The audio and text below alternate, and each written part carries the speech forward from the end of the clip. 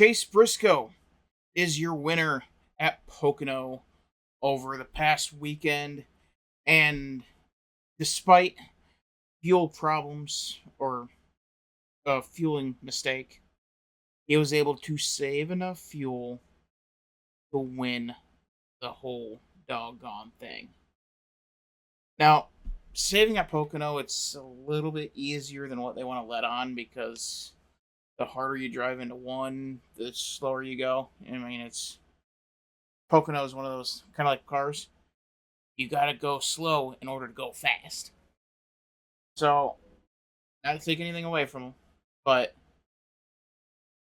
great job by Briscoe turning a negative into a positive, making his way into the playoffs, and taking yet another spot off the board for the NASCAR Cup Series championship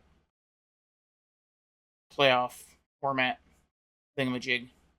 Either way, Denny Hamlin on his return after becoming a dad for the third time. Blaney coming in third. He had a typical day. Strong late, just didn't have enough time. Busher, big points day. He needed a big points day. Most reliable car in the field, Chase Elliott, 5th. John Hunter Nemechek.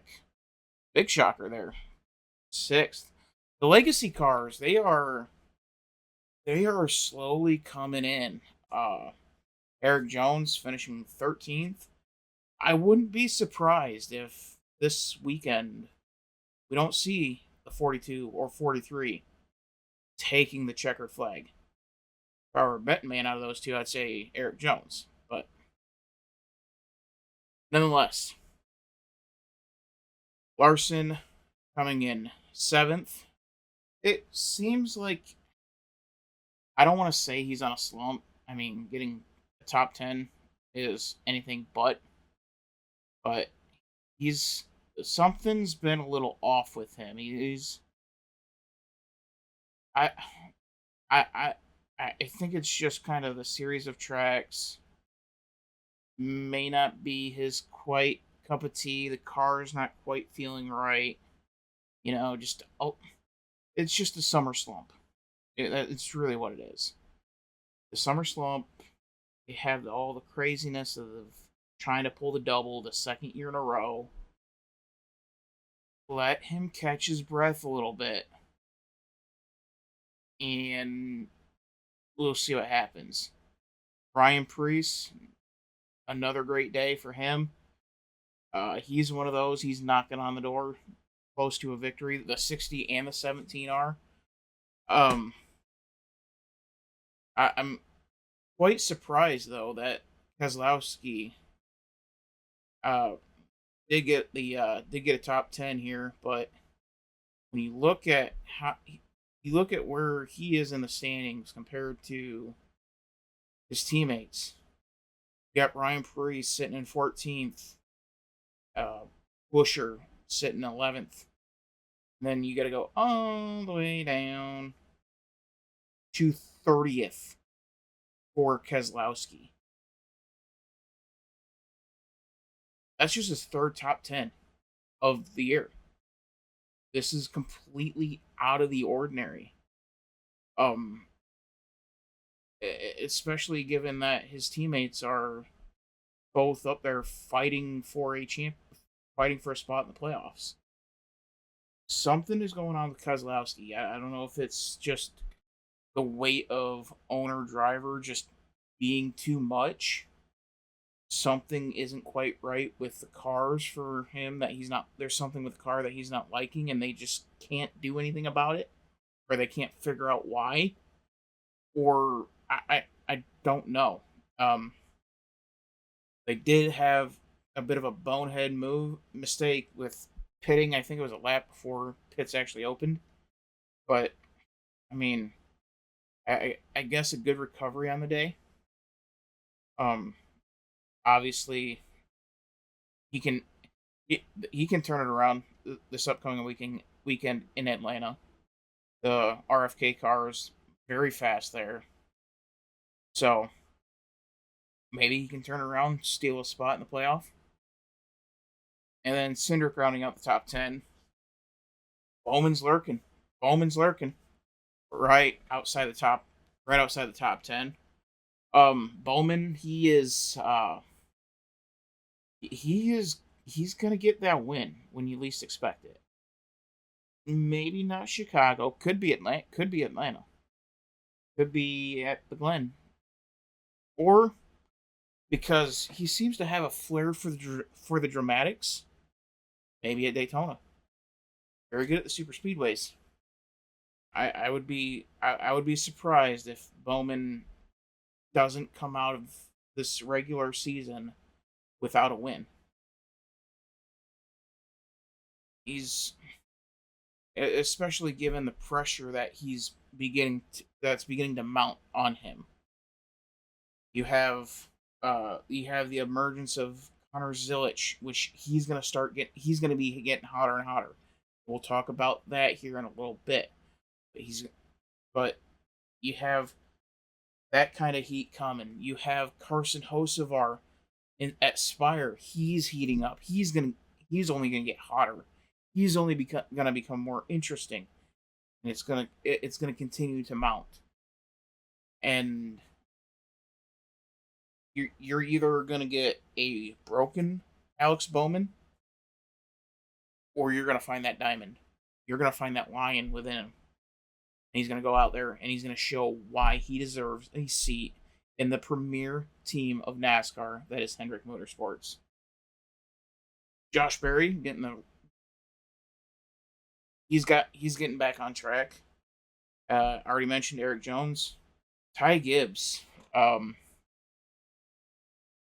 Dude, that pressure has got to be mounting on this kid. We're at that about 100 race mark where he should be sniffing that win. But it seems like he just doesn't quite have all the tools needed as far as skill wise. He's got the equipment. I mean, for God's sake. The other JGR went 1-2 and 1-2, and then Christopher Bell didn't have a good day, but he's got 3 wins on the year. And you have Ty Gibbs struggling. I mean, Bell or Hamlin, 3rd, Bell, 4th, Briscoe, 9th, and then you have to go all the way down to 23rd, 23rd for Ty Gibbs.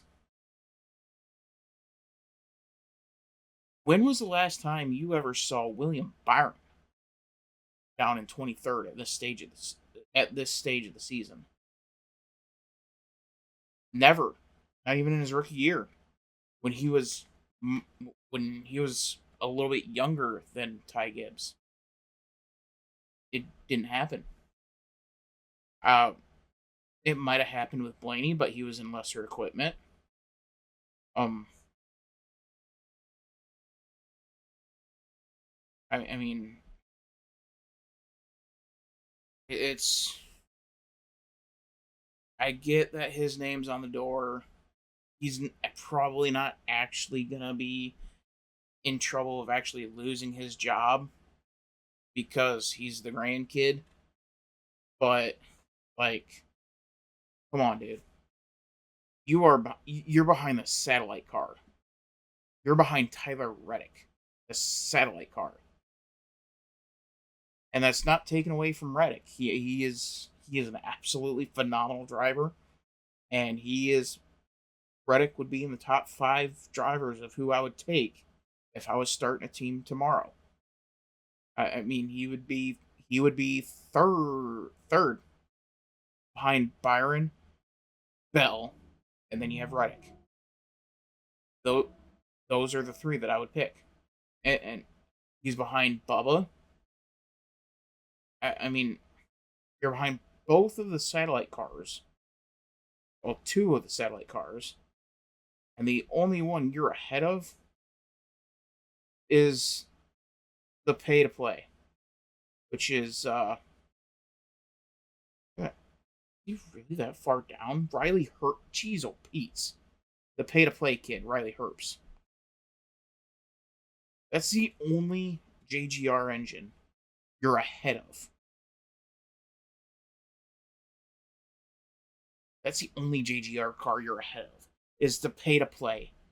Your name's on the door. I mean, I don't understand. He was good in the Xfinity series. I don't know what happened. I don't know what is going on.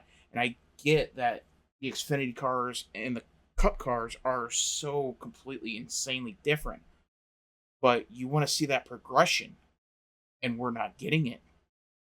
We're we're actually seeing regression as the years go on, and so tough decisions are going to have to be made. Do you want to have a full four-car team that can compete, or do you want to keep this family business nonsense?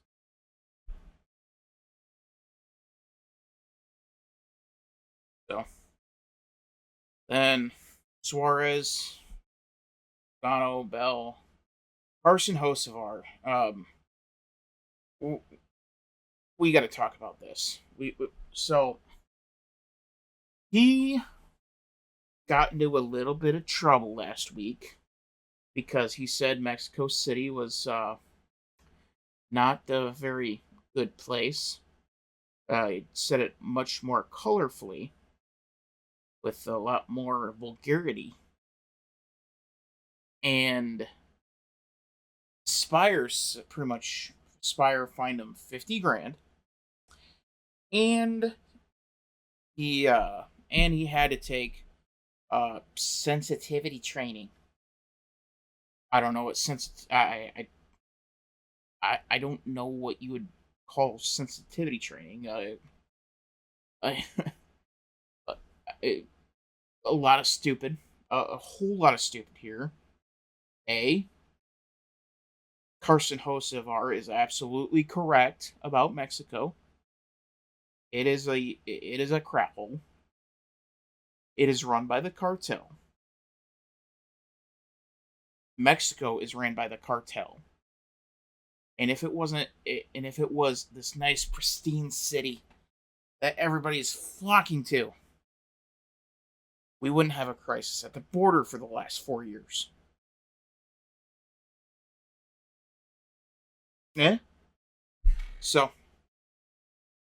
and then you have Tab Boyd. He got fired for ranting about something that happened in Mexico, which was absolutely insane. Let's see if I can find it. NASCAR spotter fired.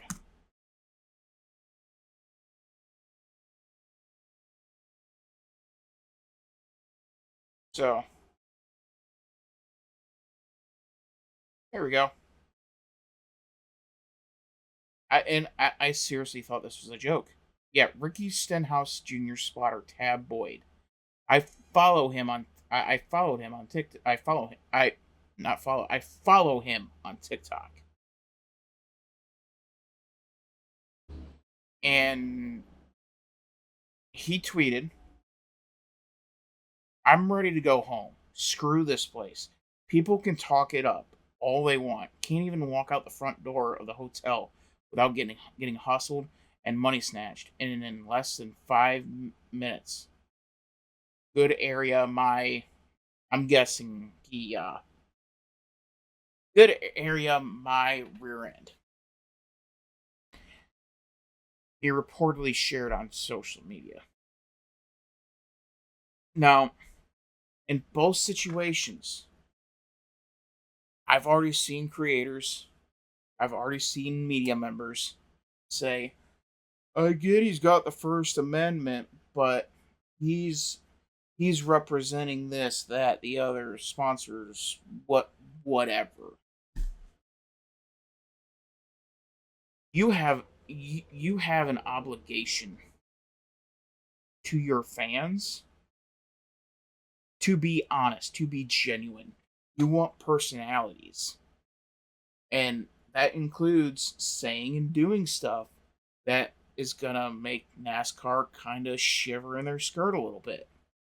It's going to make them uncomfortable. Guess what? You got to just deal with it, and not in a way that shuts them down. That's not the way that's not how you build stars. That's not how you build personality. There are two people in the Cup Series, really in all of NASCAR, that has been polarizing for 2 decades. Denny Hamlin, Kyle Busch. And Kyle Busch, unfortunately, isn't good enough anymore. His well, I'm not gonna say that. He Kyle Busch doesn't have the enough good equipment under him to be relevant enough to be polarizing. You are living and dying off Denny Hamlin. And yeah, you can say Chase Elliott's the most popular guy in NASCAR. He doesn't have that personality to be that leader. Dale Jr. did. And it's because he is genuine. You have to let Hocevar be genuine. You have to let Tab Boyd, even though he's a spotter, but nonetheless a possibility at a personality. He's fun to watch on TikTok, and yet here we are.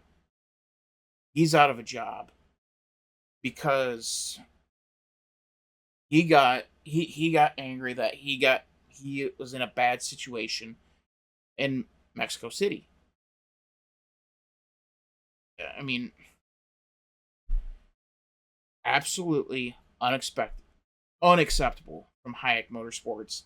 And how dare these creators, these reporters, saying, "Oh, they're representing a team, they're representing this, they're representing that." No, you have an obligation. You have an obligation to the fans to be honest, to be real, to be genuine. That is how the sport is built. That's how you get the fans in. Be genuine, be real. Dale Jr. got it quick. Just be yourself. You ain't gotta be even though you bear his name, you don't have to be Dale Earnhardt. Just be you, just be real. And people will follow. And it's been so long. I mean, Tony Stewart was the last really polarizing figure. He was the one that wasn't afraid to look at NASCAR dead in the eye and say, "Screw off, you're a moron." And and NASCAR would find him and he'd chuckle and do it again. You need those kind of personalities, not just to create a fan base, but to keep NASCAR in check. Yeah, it's and NASCAR doesn't want to be kept in check. They want to run roughshod. They want to do what they want, and they are going to continue to do what they want, despite fans wanting this, that, or the other, and expectations that the fans are just going to follow. And they have failed at that miserably. Embarrassingly. They're going off to F1. They're going to flock to IndyCar. They're flocking to what's going on Flow Sports. And NASCAR is going to be looking up, seeing that they are no longer the premier motorsport in America, and they're going to wonder what the hell happened.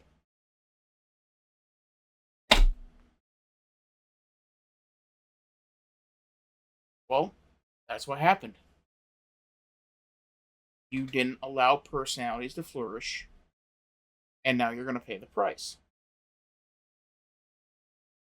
So, let's move on to the point standings here. So William Byron is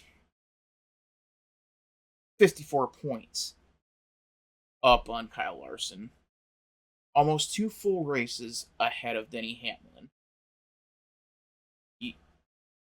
And then you have Bell and Elliott right behind. And then you got the big gap, Blaney, and then we go back and back. So obviously, nobody really cares about these standings because you win and you're in, and that's all that matters. Now, as I showed a few weeks ago, what would the point standings look like if we didn't have stages? If we went back to the old style NASCAR Winston Cup Series style, what would that look like exactly? I got a guy. I got a really good guy. So, see if will zoom in here. Come on, let me zoom in. Okay. Hopefully, this can be seen. You have William Byron, still the championship leader, but you have Christopher Bell, 6 points behind. That is a position in the old Winston Cup Series standings. You have Larson and Elliott on his heels. Briscoe, he's right there. Hamlin, he's not that far behind. Chastain only 199 points out, which in the Cup Series standings, that's just a hair over a race. So right there, you have 7 people all in legitimate contention for a championship at this point. And you're watching week to week to see what happens. How does this keep going? But in this current series, nobody gives a rip up here. Absolutely no one. We all know Elliott's going to be in on points. We all know Tyler Reddick's going to be in on points. Everything down here is where it's interesting. Sort of. Kind of. It's kind of a race to see who gets to get eliminated in the first round. But nonetheless. And then you have the one lone race winner down in 31st. Shane Van Gisbergen, which we didn't even get down to him in the Cup because he finished 31st.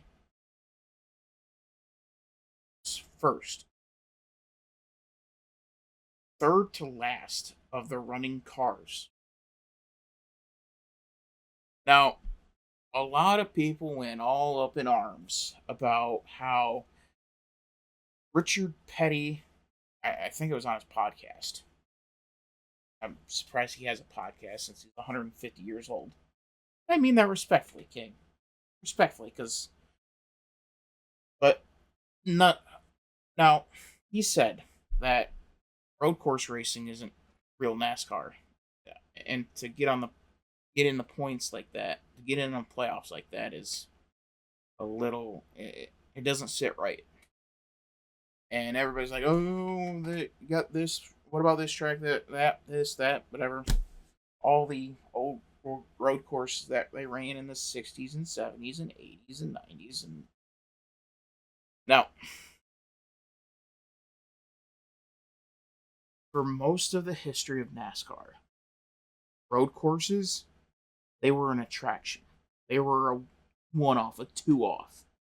I'm old enough to remember when the Cup Series, they went to Watkins Glen and Sonoma, and that was it. That's it. And you didn't have to be good at those road courses. Your goal was to keep it on track and let's see what happens. And if you finish 15th, awesome. Great. Now you had the people that were good at the courses, Tony Stewart, Jeff Gordon, those guys, and you had the road course ringers that would come in, Ron Fellows, Boris Said, Marcus Ambrose, who he was one of those that eventually came in full time. But it was, it was just an attraction. It was something new, something different, something that was different than just the normal ovals.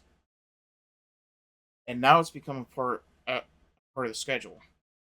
Now we're at Coda, the Glen, the Noma, of Roval, um, Mexico. I mean, that's 5 of the 31 races, and or that's 5 of the 26, or of the third. Well, I should say 36 because I know the Roval is in the playoff. So that's 5 of the 36. So you're looking at about 20% of the season, roughly, being road courses. It's become a bigger part, whether it's good or not. I would shade towards. I would shade towards yes, only because I do like the road course racing. But to say that it has become a part, it like it's NASCAR. It, it's not. It's not. NASCAR is ovals. It's turning left, going fast. You grow up to get through NASCAR. The normal prototypical feeder series is you're either coming from the late model stocks on the pavement, or you're coming from the dirt tracks, and then they meet into the NASCAR. You're not going if you wanted to be a road course racer. You are probably not from America, or you did open wheel. You definitely didn't do stock car. The only stock cars that I really know of that are primarily the only, like,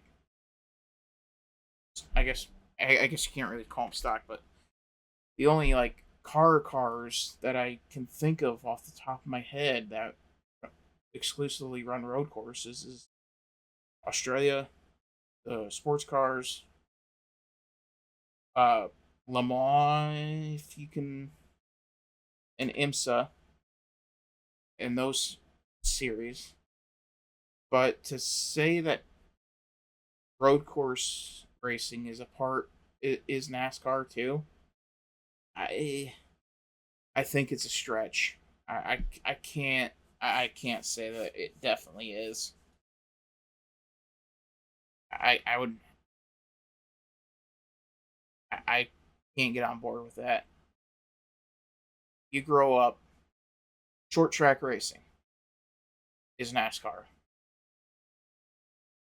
and the caveats and the extra glitz and glamour that you get making the Cup Series is where you get to the mile and a half and the 2.5 mile and the 2 mile and so forth. But grassroots racing, it's short tracks. That's your bread and butter. It's not road course racing. It's not NASCAR. It's great. It's great. Don't get me wrong. But to say that it's NASCAR, you're lying. You're lying to yourself.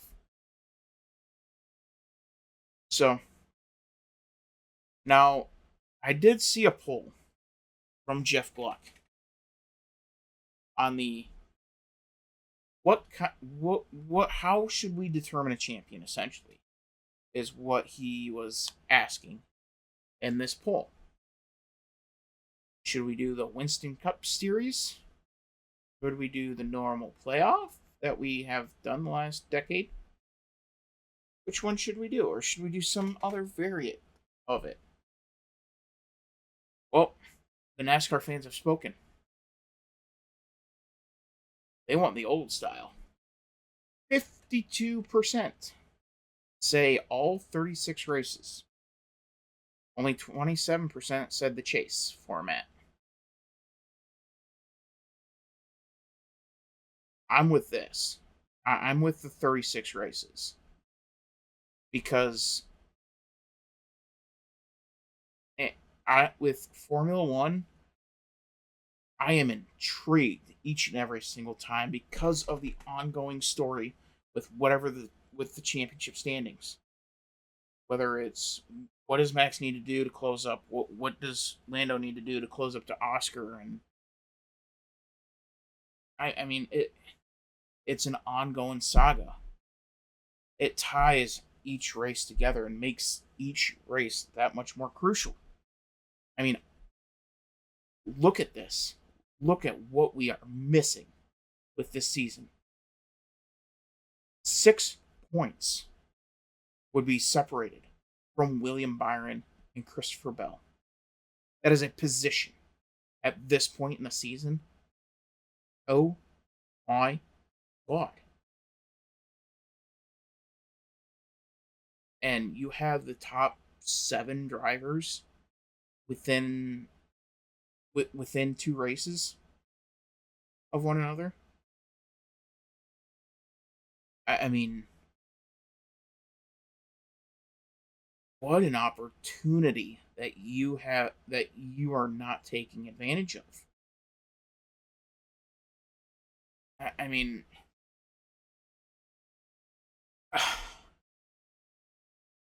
it's frustrating because it really doesn't have to be like this. It really doesn't. I mean, have Christopher, like,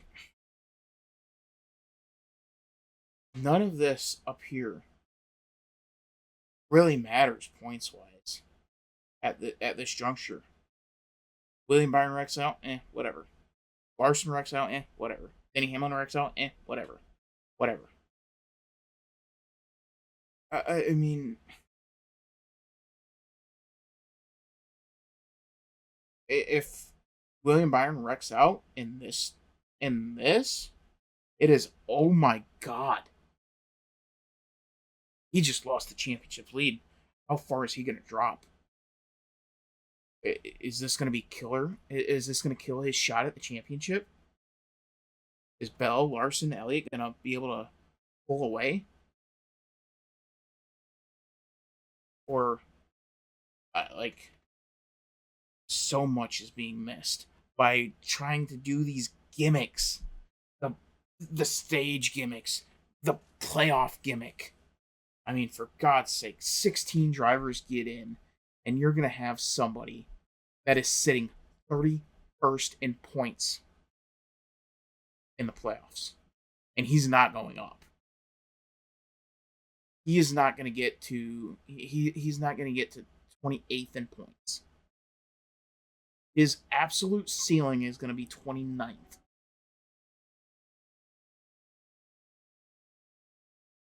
And that is assuming he wins one more race, which is a big if. Chicago is pretty much his last shot. But nonetheless, the NASCAR fans have spoken. They want to go back to the old way. And these are fans on X. They want to go back to They want to go back to the old way of doing it. And so do I. So, now let's get into the legal mumbo jumbo, shall we? So, this is all from Bob Pockrass. Judge Bell has denied 2311 Front Row Motorsports' motion to dismiss NASCAR's counterclaim against them. So, for those who haven't been able to keep up, me kind of being one of them, because all the legal mumbo is a headache. 2311 Front Row suing over the charters. NASCAR's countersuing because whatever. Because the lawyer didn't have enough money in his piggy bank. So,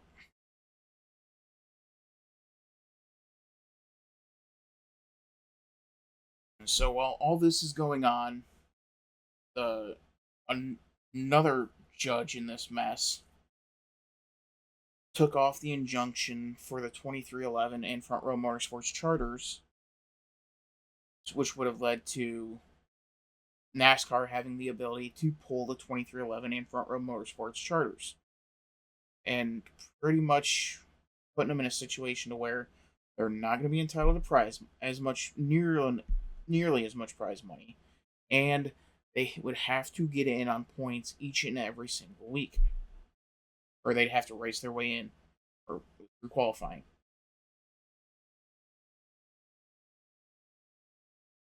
But that was, but that was appealed, and so now we're waiting on the Fourth Circuit judges, and they will remain They will all remain charter teams until then.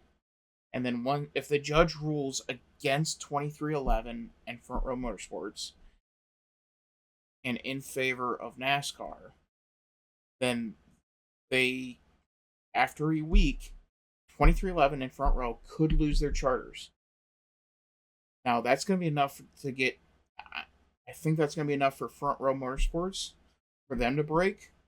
2311, I don't think so. I think Hamlin and Jordan are dug in on this, and it's going to end up being even bloodier the longer this continues. And hopefully we come back out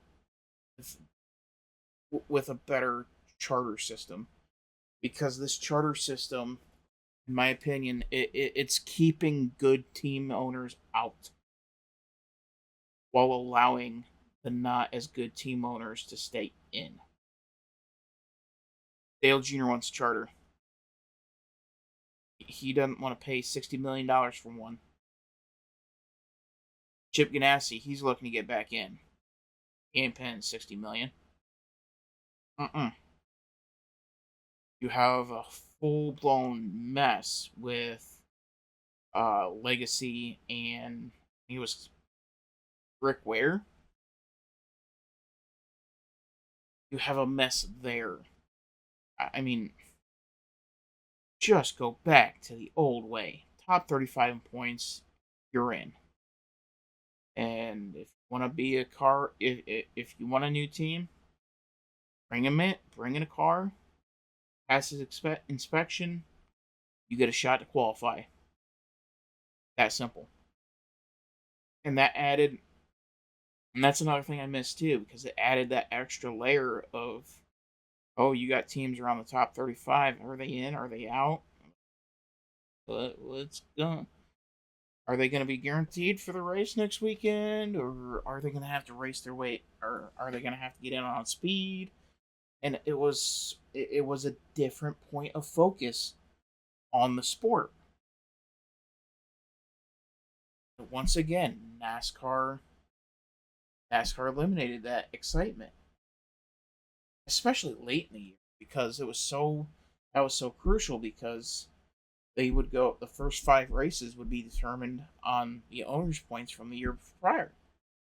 So if you got top 35 points, you were guaranteed a spot in the Daytona 500, which was worth $250,000. Now, who knows what it's worth now, but it was huge.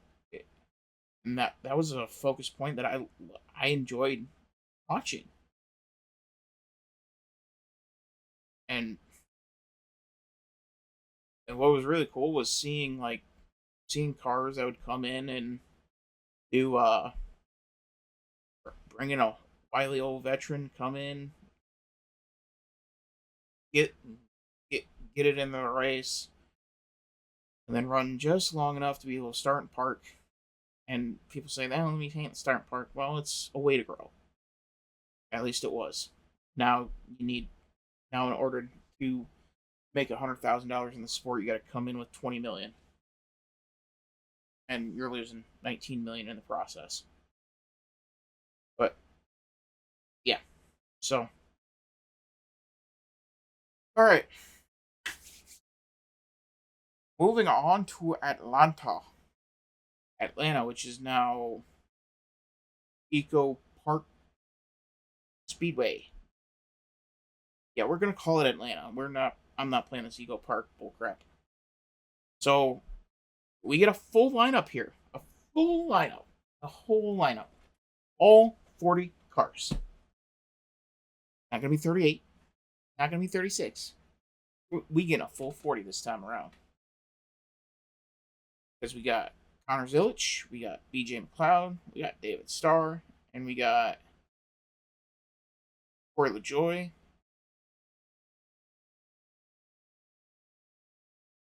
Okay, yeah. So we got ourselves a full field, which is cool. Corey LaJoy coming back from being in the booth. Uh, Nobody cares about David Starr, except for his wife. He has one.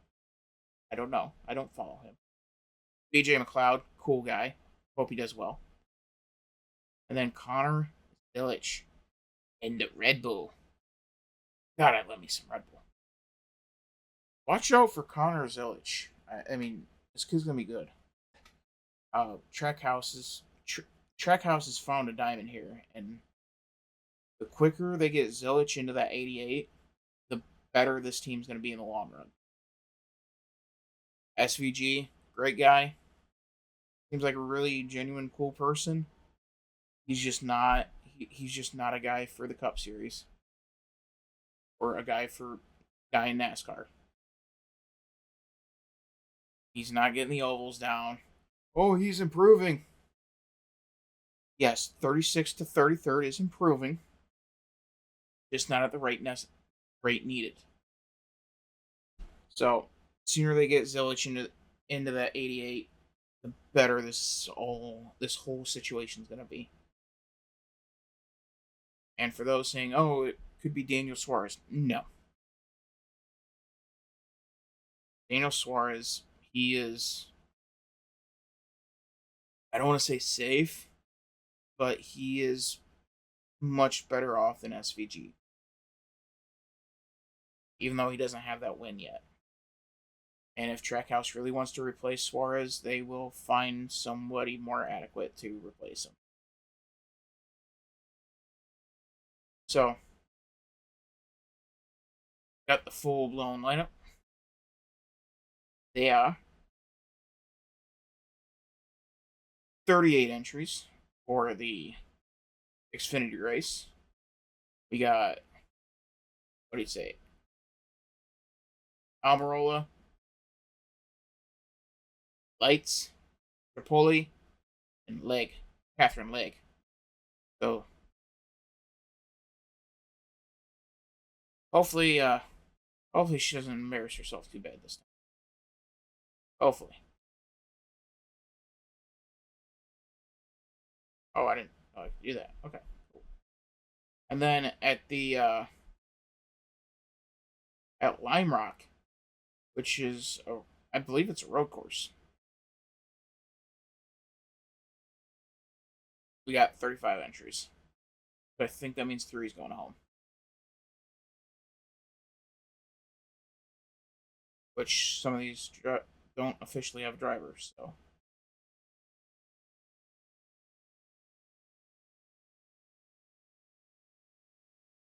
Yeah, that's weird. Nonetheless. So, that is everything I have for now. We'll get a little bit more deep on Eco Park later this week. But until then, make sure to like the video, subscribe to the channel, and hit the notification bell so you don't miss anything. And if you're listening on podcast, make sure to download 5-star review and share this with all of your racing friends.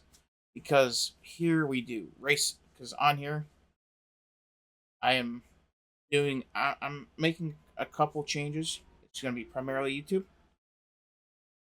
YouTube with sports. Rumble is going to be where the politics are, and then the podcast stream or the podcast thread is just going to have everything. So make sure to download podcast, 5-star review, like the video, subscribe to the channel. We'll see you next time on the Dylan Hiller Show.